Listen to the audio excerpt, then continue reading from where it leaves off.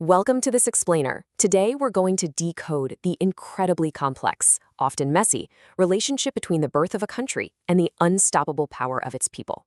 We so often think of history as something made exclusively by generals or presidents or people signing fancy documents in grand closed-off rooms. But today, we're flipping that script.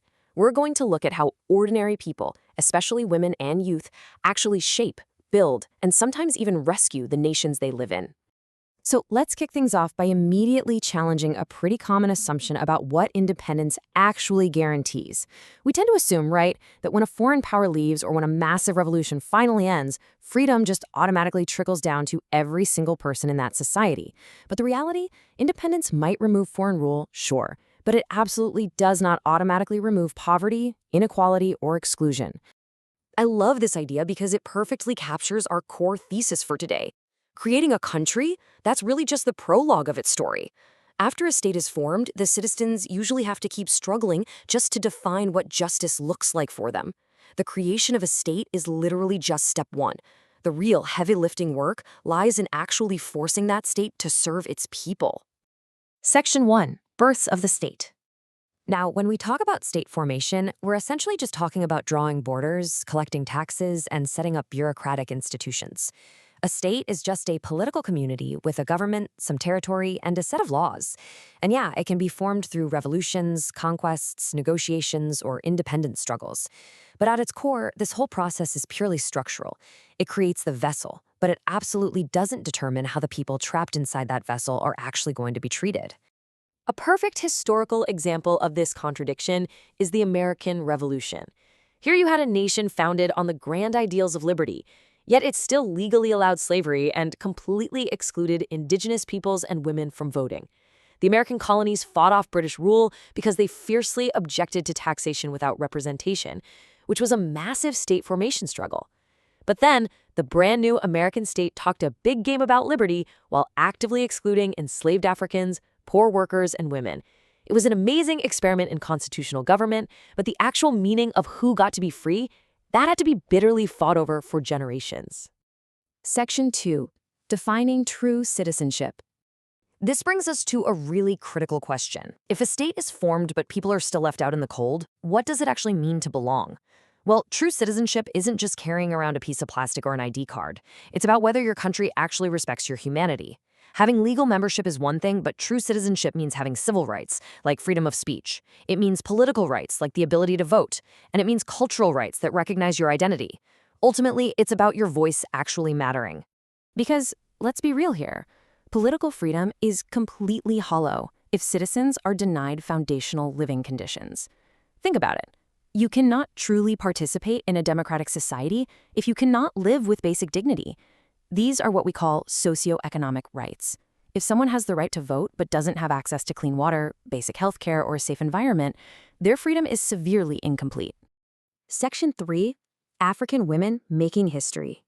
Looking across the African continent, the struggle to make this state live up to its lofty promises has consistently been led by incredibly courageous women.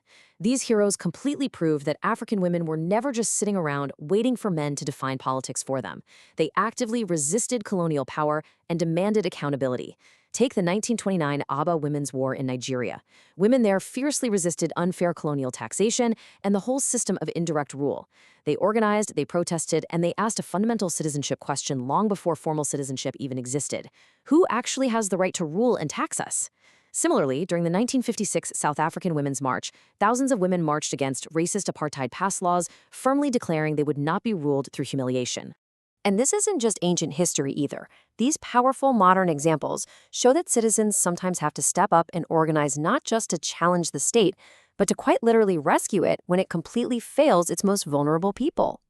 During Liberia's brutal civil conflict, women organized across deep religious and ethnic lines, using nonviolent pressure to force their leaders toward peace.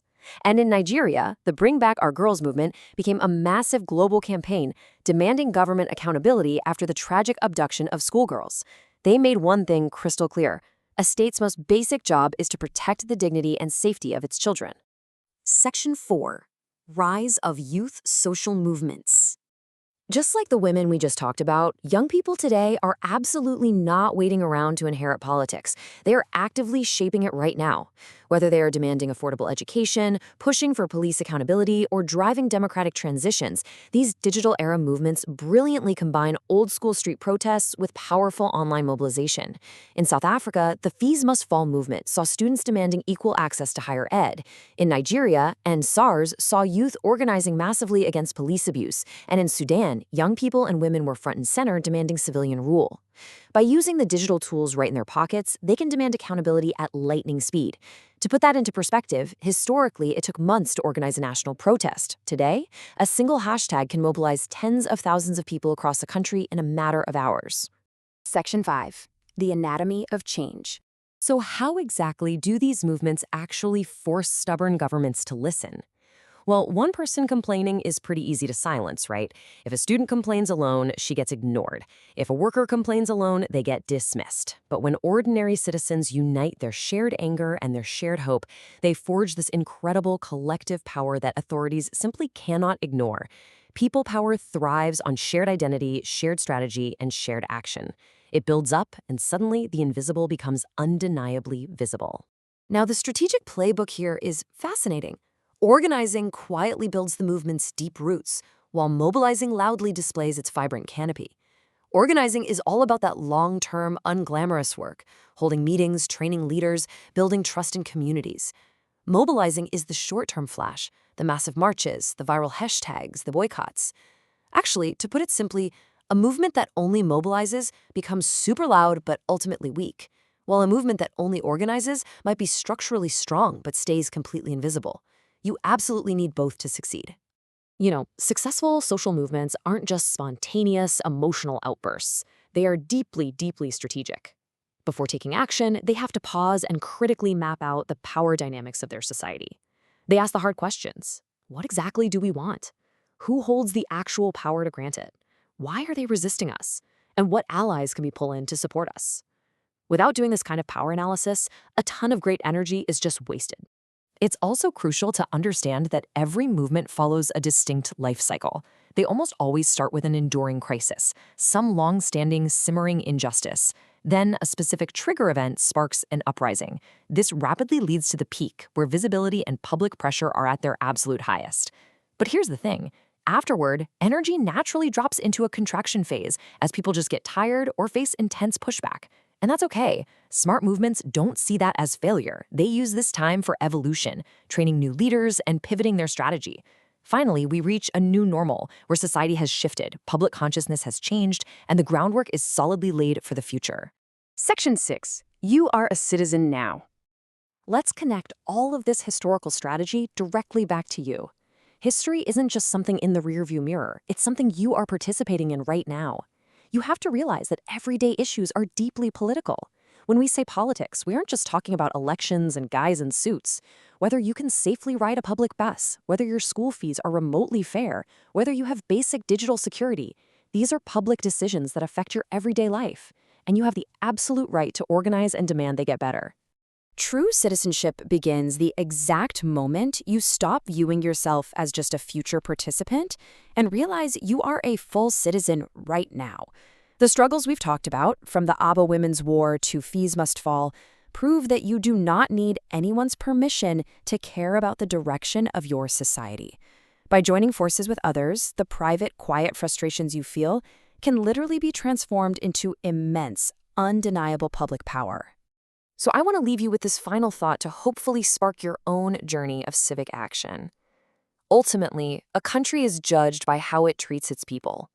We've seen that state formation only builds the walls of a country, but it's the relentless struggles of its citizens that actually turn it into a home.